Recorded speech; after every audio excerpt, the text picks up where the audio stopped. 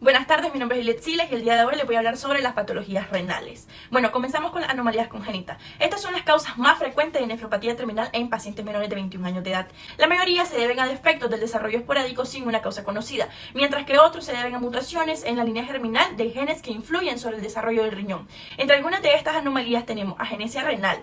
Es una de las malformaciones congénitas poco frecuentes del tracto renal que se caracteriza por la ausencia total del desarrollo de uno o de ambos riñones. La agenesia bilateral es incompatible con la vida y suele encontrarse en mortinatos. Se suele asociar a otras malformaciones congénitas, por ejemplo, defectos de los miembros e hipoplasia pulmonar. La agenesia unilateral es infrecuente y compatible con la vida normal cuando no se asocia a otras malformaciones y es más común en niños varones. Bueno, seguimos con hipoplasia renal. Esta es caracterizada por el desarrollo normalmente pequeño de uno o de ambos riñones, lo que puede afectar su función. Generalmente la hipoplasia renal se debe a una inadecuada ramificación del hiposuretral, lo que resulta en un riñón pequeño o subdesarrollado. Los riñones hipoplásicos no contienen cicatrices y presentan un menor número de lóbulos y pirámides renales, en general 6 o menos. Luego seguimos con el riñón ectópico. Esta es una anomalía congénita en la que uno o ambos riñones no se encuentran en su posición anatómica habitual en la fosa renal. Esta condición se desarrolla debido a una alteración en el proceso normal de migración renal durante la embriogénesis. La ubicación más común es en la pelvis, pero también puede encontrarse en el retroperitoneo, zona lumbar o incluso en el lado opuesto, lo que se denomina como riñón en herradura si están fusionados. Debido a su localización, el riñón ectópico puede recibir una irrigación arterial anómala, a menudo de vasos sanguíneos que no son habitualmente para el riñón, como por ejemplo la arteria ilíaca en lugar de la aorta. Por último tenemos riñón en herradura. Esta es una anomalía congénita en la cual los dos riñones están fusionados en los polos inferiores, formando una estructura en forma de herradura. En algunos casos la fusión puede ocurrir en los polos superiores. Esta fusión renal forma una banda de tejido renal o fibroso que conecta ambos órganos. Esta anomalía ocurre debido a un defecto en el desarrollo embriológico del sistema urinario, específicamente en la migración y en la separación de los riñones. A pesar de la fusión, cada riñón mantiene su estructura y su función individual. Muchos individuos con riñón en herradura son asintomáticos y la condición se descubre incidentalmente durante estudios de imagen realizados por otras razones. Sin embargo, las complicaciones como infecciones, dolor abdominal, cálculos renales pueden generar síntomas. Seguimos con la nefroesclerosis benigna. En su patogenia involucra dos procesos principales en las lesiones arteriales. Primeramente, el engrosamiento de la media e íntima. Este ocurre en respuesta a cambios hemodinámicos, envejecimiento, defecto genético o una combinación de estos factores. Depósito hialino en la arteriola. Este es causado por la extravasación de proteínas plasmáticas a través del endotelio dañado y por el incremento del depósito de matriz de la membrana basal. Morfología. Macroscópicamente, riñones de tamaño normal o moderadamente reducido entre 110 a 130 gramos. Superficie cortical con granularidad fina y homogénea. Pérdida de masa y volumen cortical debido a la cicatrización. Microscopía. Arteriola, estrechamiento de la luz por engrosamiento e hialinización de paredes. Y parénquima renal va a haber atrofia isquémica parchada con focos de atrofia tubular, fibrosis intersticial, esclerosis glomerular y su clínica no suele causar insuficiencia renal o uremia, aunque puede haber una ligera reducción del flujo sanguíneo renal y de la tasa de filtración glomerular, acompañado ocasionalmente de proteinuria leve. Sin embargo, ciertos grupos de pacientes hipertensos tienen un mayor riesgo de desarrollar insuficiencia renal, como las personas con ascendencia africana, aquellos con hipertensión más severa y quienes padecen enfermedades subyacentes, especialmente la diabetes. En estos casos, la insuficiencia renal puede aparecer tras una hipertensión prolongada y el desarrollo de hipertensión maligna. Seguimos con la nefroesclerosis maligna. Esta es la formación de la nefropatía asociada con hipertensión maligna o la fase acelerada de hipertensión. En su patogenia implica un daño vascular inicial de los riñones y esto aumenta la permeabilidad vascular. Provoca necrosis fibrinoide en arteriolas y pequeñas arterias, inflamación, trombosis e hiperplasia del músculo liso. La isquemia renal estimula el sistema renina-angiotensina perpetuando la vasoconstricción y elevación de la presión arterial, agravada por vasoconstrictores como endotelina, disminución de vasodilatadores y aumento de la aldosterona, lo que lleva a nefroesclerosis maligna. Morfológicamente tenemos macroscopía. El tamaño del riñón varía según la duración de intensidad de la enfermedad. Hemorragias petequiales puntiformes en la superficie cortical, dando un aspecto de picaduras de pulga por la rotura de arteriolas o capilares glomerulares. Seguimos con el engrosamiento de la íntima de las arterias y arteriolas intralobulares. Proliferación concéntrica de células del músculo liso con capas de colágeno y material proteoglicano. También tenemos asociada arteriosclerosis hiperplásica y trombosis. Esta causa estrechamiento vascular, atrofia isquemia e infartos distales.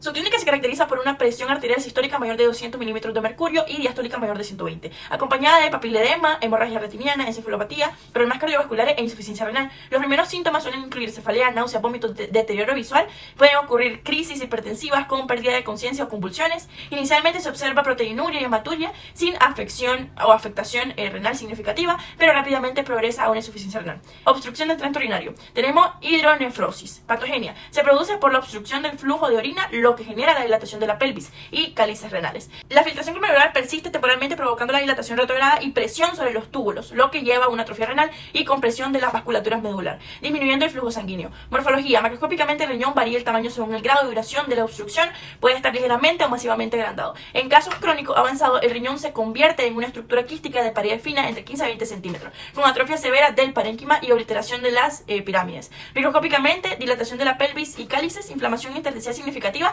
incluso sin infección. En casos crónicos hay atrofia tubular cortical, fibrosis intersticial difusa, amputación de las pirámides y adelgazamiento de la corteza. Clínica: la obstrucción aguda causa dolor por distensión del sistema colector. Los síntomas iniciales dependen de la causa subyacente, cálculos o hiperplasia prostática. La hidronefrosis unilateral puede ser asintomática y detectarse por ecografía. En la obstrucción bilateral parcial, la incapacidad para concentrar la orina se manifiesta como poliuria y nocturia. La obstrucción bilateral completa provoca oliguria y anuria. Tras la desobstrucción puede haber una diuresis post-obstructiva masiva. Nos hacemos la pregunta: ¿qué papel juega la urolitiasis en su desarrollo? Primeramente, pues esto contribuye al desarrollo de la hidronefrosis al obstruir el flujo urinario, generalmente cuando hay un cálculo que se aloja en la uretra. Esta obstrucción provoca una dilatación de la pelvis renal y cálices, aumentando la presión y causando el daño renal progresivo si no se trata. Seguimos con la urolitiasis.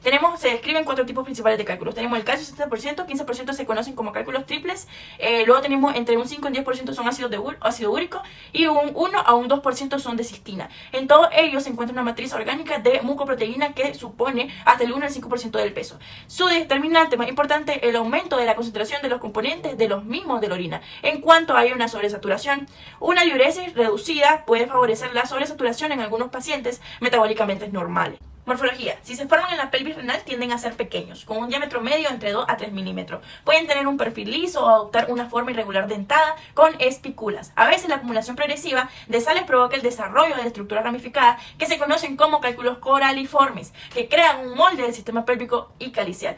Clínica: en general los más pequeños son los más peligrosos, ya que atraviesan los uréteres procediendo en cólicos, una de las formas más intensas de dolor y obstrucción uretral. Los cálculos más grandes no pueden entrar en los uréteres y se mantienen silientes en el interior de la pelvis renal. Normalmente estos cálculos son más grandes, se manifiestan por hematuria. Seguimos con los cálculos renales. Tenemos cálculos de oxalato cálcico que se asocian con hipercalcemia. Los cálculos de fosfato amoníaco magnésico, que estos se forman principalmente después de infecciones bacterianas, por ejemplo el proteus o algunos estafilococos que convierten la urea en amoníaco. Luego tenemos los cálculos de ácido úrico que son frecuentes en sujetos con hiperuricemia como gota y enfermedades que implican metabolismo de celular rápido como las leucemias. Y tenemos los cálculos de cistina, que estos se deben a defectos genéticos de la reabsorción renal de amoníacos, incluida la cistina, que provocan cistinuria. Luego seguimos con las neoplasias. Bueno, comenzamos con los carcinomas de células claras de riñón. Este carcinoma de células claras de riñón es un tipo más frecuente, representativo entre el 70 al 80% de los cánceres renales. La mayoría de estos casos son esporádicos, a un 95%, aunque existen formas familiares. En su patogenia se observa la pérdida de secuencia en el brazo corto del cromosoma 3, que puede resultar con delecciones o translocaciones cromosómicas. Esta pérdida influye o incluye el gen BHL, que actúa como un gen supresor tumoral. Factores de riesgo. Primeramente tenemos el tabaquismo, que aumenta el riesgo de carcinoma renal, obesidad, especialmente en los hombres, hipertensión, puede contribuir al desarrollo de cáncer renal, enfermedades renales crónicas como condiciones, por ejemplo la enfermedad poliquística renal, también exposición a sustancias químicas como la exposición a ciertos carcinógenos como el asbesto o compuestos orgánicos volátiles. En su morfología, el carcinoma de células claras, el patrón de crecimiento varía desde sólido a trabecular. Las células tumorales son redondeadas o poligonales y presentan un abundante citoplasma claro, granular, que contiene glucógeno y lípidos. Esos tumores tienen una vasculatura ramificada y pueden mostrar áreas quísticas y también sólidas.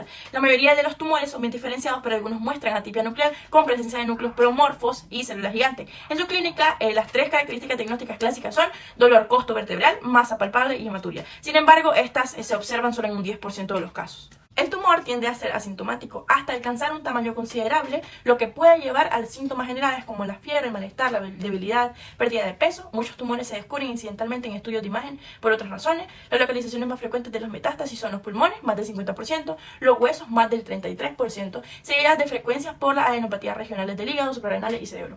Seguimos con carcinoma urotelial de la pelvis. El 5 al 10% de los tumores renales primarios se originan en el urotelio de la pelvis renal. Con respecto a su patogenia, estos tumores se desarrollan por alteraciones malignas en el urotelio, similares a los tumores de la vejiga urinaria, por exposición crónica a toxinas como analgésicos y agentes ambientales como las características endémicas en los Balcanes. Pueden inducir daño en el epitelio que recubre la pelvis renal. En sus factores de riesgo tenemos nefropatía por analgésico, nefropatía endémica de los Balcanes, tabaquismo, exposición ocupacional de los productos químicos como la amina aromática. En su morfología macroscópicamente generalmente son pequeños, visibles dentro de la pelvis renal, pueden ser papilares o planos. Las lesiones pueden invadir la pared de la pelvis renal y los cálices. Microscópicamente tenemos tenemos que son idénticos a los tumores uroteriales de la vejiga. Se pueden observar focos de carcinoma in situ en urotelio macroscópicamente normal. Atipia celular de lesiones preinvasivas. En su clínica causa hematuria al fragmentarse debido a su localización en la pelvis renal. Pueden bloquear el flujo urinario, lo que provoca hidronefrosis palpable y dolor en el flanco. Generalmente se detectan en su estado pequeño, pero clínicamente es evidente. Gracias.